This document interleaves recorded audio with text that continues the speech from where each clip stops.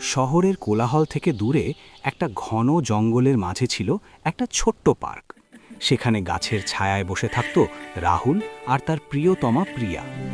রাহুল একটা সাধারণ চাকরিজীবী, জ্যাকেট পরে শীত থেকে বাঁচতে চেষ্টা করছে। আর প্রিয়া, সে পরেছে লাল সাদা ডোরাকাটা শাড়ি, যা তার গায়ে জড়িয়ে আরও সুন্দর করে তুলেছে। তার লম্বা চুল বাতাসে দোলে, চোখে একটা দুষ্টু হাসি।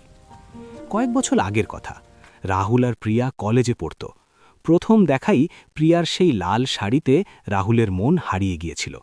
কলেজের সাংস্কৃতিক অনুষ্ঠানে প্রিয়া নাচছিল আর রাহুল দূর থেকে দেখছিল।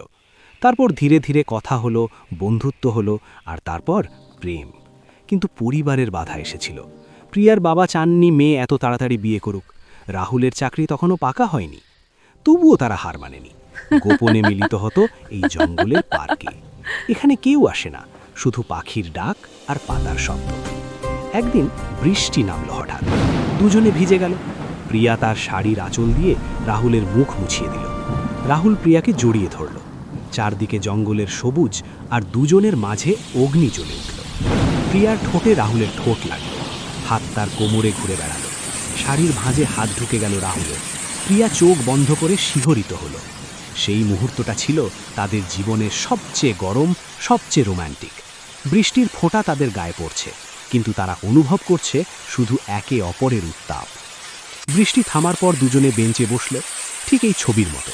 রাহুল সামনে তাকিয়ে, প্রিয়া পিছনে তার কাঁধে মাথা রেখে। প্রিয়া ফিসফিস করে বলল, তুমি ছাড়া আমি বাঁচব না। রাহুল হাসল, আমিও না, একদিন সব ঠিক হয়ে যাবে। আর সত্যি হলো। কয়েক বছর পর পরিবার রাজি হলো, বিয়েও হলো। কিন্তু এই জঙ্গলের পার্কটা তাদের কাছে এখনো স্পেশাল। মাঝে মাঝে আসে দুজনে, সেই পুরনো দিনগুলো মনে করে।